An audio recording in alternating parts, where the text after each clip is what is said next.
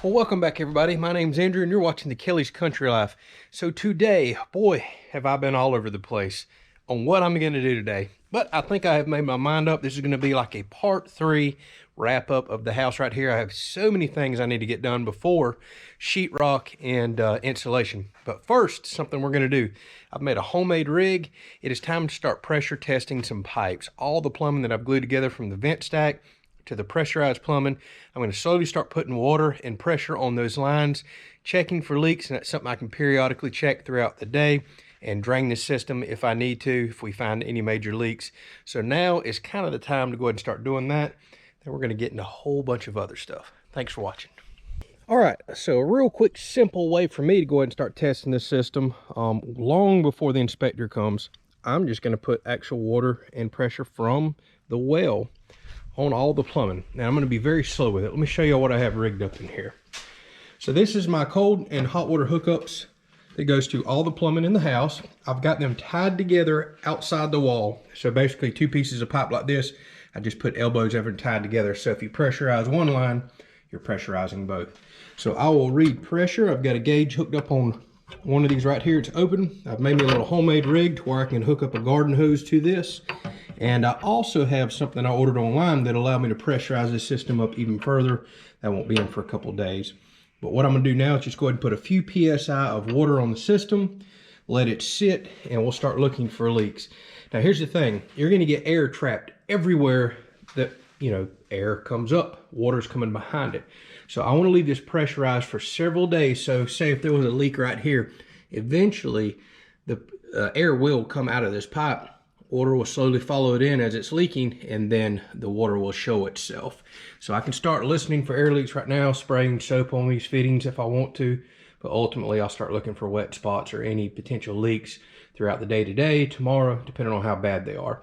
I also want to be very easy and put low pressure on this right now in case I forgot to glue any one of these fittings. That can very easily happen. Last thing I'd want is just to go ahead and put 50 or 60 psi of water on this, a cap blow off, and water's everywhere in the house. So let's hook this up and see how this works out for our old homemade rig. All right, so I went ahead and filled the hose up with water. I don't want to introduce any more air to the system than I need to.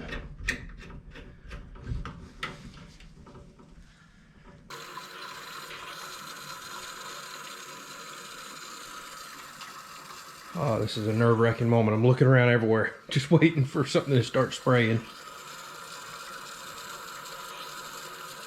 So I just thought of something. What would probably be a good idea is to unscrew this, slowly put water in, and purge the system of air. There we go. Whoa! And we already have water.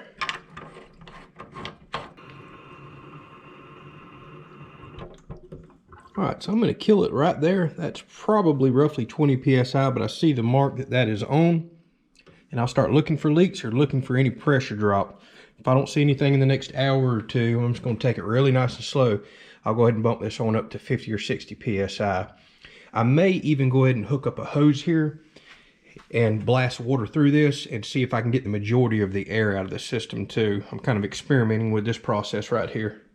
Around checking every fitting, listening for hissing air. And the good thing about having concrete floor right here beneath all the fittings, if they start dripping, it's very easy to see when concrete gets wet.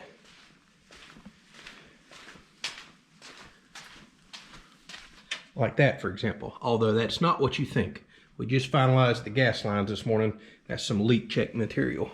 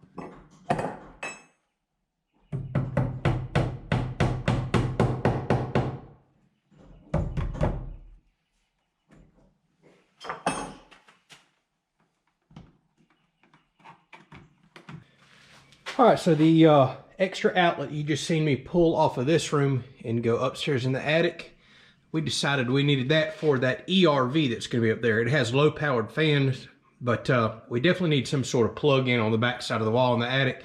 This was a very easy place to tap in and get that power from.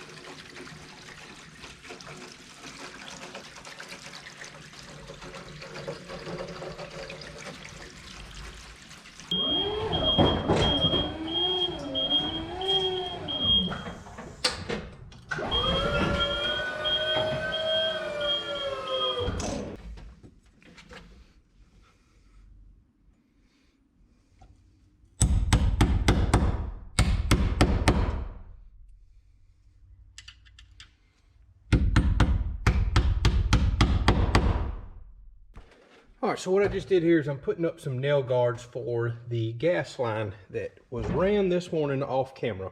So it's now plumbed outside on the front porch to where we have a 3/4 inch gas line supplying our front outdoor cooking area.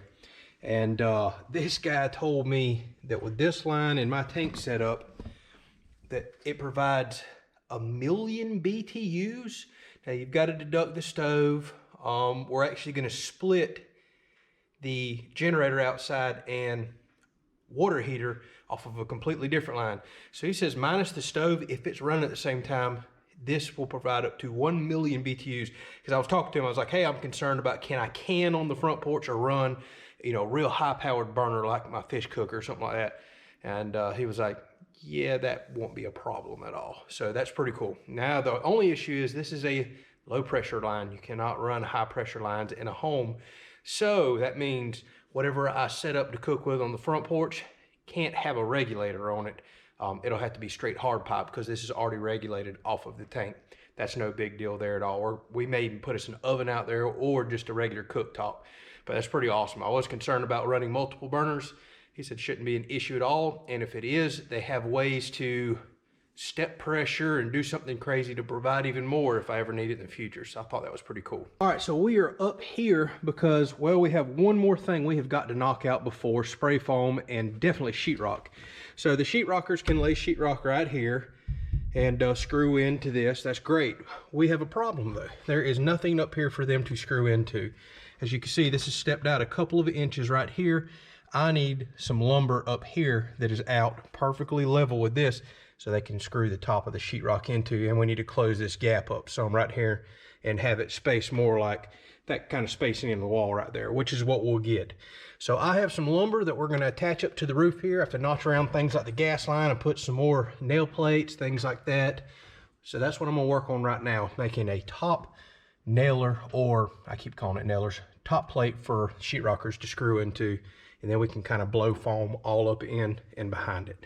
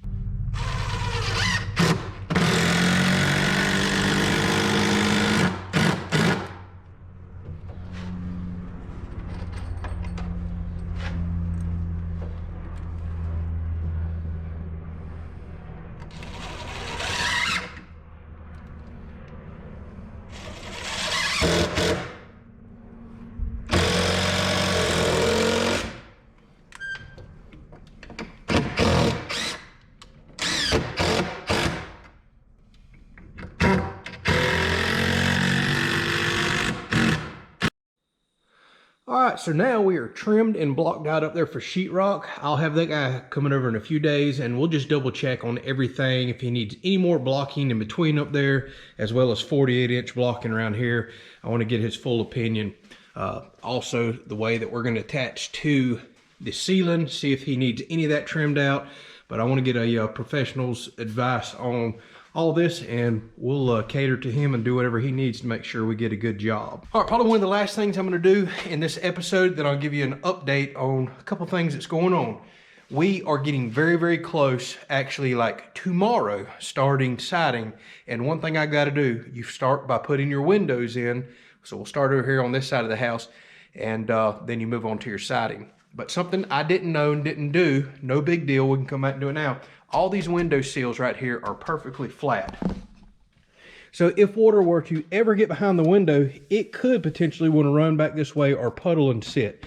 So I'm going to knock these sill plates up just a little. I'm going to make some 5-degree shims. That seems to be the most common window sill trim out that I see, or angle. And so we'll knock the back up, stick a wooden shim in, trim it off, and then you kind of nail this back down, and you'll have a slight pitch this way. So if water ever gets in, it'll run over your vapor barrier, or your flashing, excuse me, that we'll install just a little bit later and right outside. So that's kind of a critical step to do.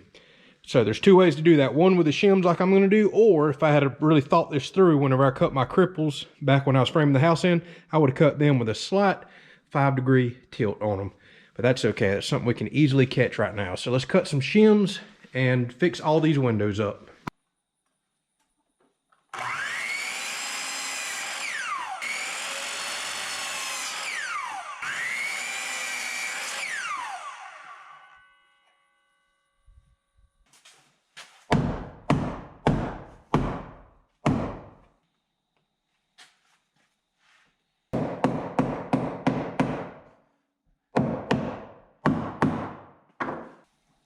I see a common way for a lot of people to trim the shims off is take a razor knife or a chisel, and then you just pop it with a hammer. But hey, I've got this fancy tool. Might as well use that too, huh? That'll work.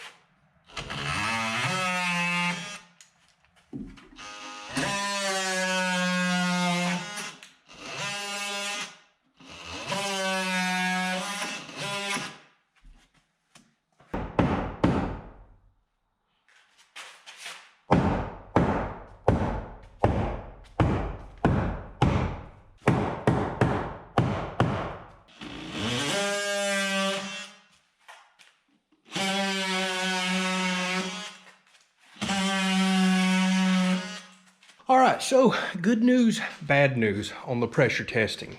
So we'll start with the good news. A long time ago, like 3-4 hours ago, I went ahead and bumped this up to 50 PSI of water pressure, and it's still dead on the money. Absolutely no issue. Also, y'all are probably not going to be able to see, I have the vent line filled up with water right there. And I've been watching it today, and I don't see any leaks. The level has not dropped, so it's looking like this is nice and sealed up as well.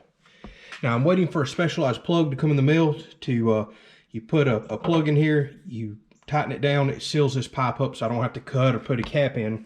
Then what I'll do is finish filling this vent line all the way up to the roof. That'll put extra head pressure on this system, and I can really make for sure there's no leaks. But as of right now, I have water level above the majority of my fittings. Yes, there's still a lot up there, and so far so good. I'm seeing 0 leaks on the CPVC on the pressure side, and I'm seeing absolutely nothing on the vent line thus far. So we'll continue to pressure test this over days and days, especially once I get that plug in and can do it the right way. Now the bad news. We have a pressure test that's failed miserably. Yeah. So after the propane company left today, they have to pressurize the line up for a pressure test and put a gauge on it. Well, looky here. It was at 30 PSI. We are at 0 PSI. So we'll be pumping this back up. I've already contacted the installer. He's coming back out tomorrow. We'll be pressurizing this line back up, spraying all the fittings down with water and a soapy material, which we did this morning and found 1 leak. but apparently there is another one. Now, with that said, you don't always get it right the first time. I totally understand that. At least they're going to come back and get it. This is why you pressure test your system, from plumbing to gas lines, everything, because there's obviously a leak in that system that we do not want once the wall is sealed up. So we'll find that tomorrow, whether we have to pull new line, put new fittings in, or just simply snug something up. There's no telling what it may be. I'll keep y'all in the loop on that. But the key is pressure test, make sure there's no leaks, make sure everything's buttoned up before you seal it all behind spray foam and sheetrock, because that would be so bad to find out you have a leak after the fact. So right now, the plumbing's looking good. I'm supposed to get another fitting late tomorrow afternoon on pressurize the water size on up to 80 psi, and that's where code says to really test it. It says actually test it at the working pressure of your system at a minimum or up to 80 psi, and I think 80 is kind of industry standard and what I'm going to check. So good news, bad news. All right, so this was another kind of button up inside day. A lot of little things done. That sheetrock nailer took quite a while, but I've got it blocked in the middle. I've got it really sturdy. Should be good, other unless the sheetrock guy wants something else. We'll see. So some good news. Just got off the phone. Finally heard back about our doors, and they're in stock at a place. They're going to get them on the way, and I'm being quoted 2 weeks. 2 weeks. I certainly hope that is true, because that is fantastic news. We were being quoted 6 weeks or more, but they wound up finding them in stock somewhere. So hopefully within a couple weeks we've got our outside doors in, and that's just one less thing to worry about as far as sealing the house up goes, because once we get sheetrock and spray foam in here, I don't want the house open at all. That's the time to go ahead and have it really sealed up good. Now, everybody keeps asking about the windows. I have yet to hear back from that company, but it's actually only Monday today. I'm going to give that guy a couple more days to work me up a quote. They're very busy right now, so I didn't expect to get a quote back today anyways. So thank y'all so much for watching. Next episode, siding. We're going to go ahead and start on siding. Install some windows and siding. Should be a fun one. Catch y'all on that one.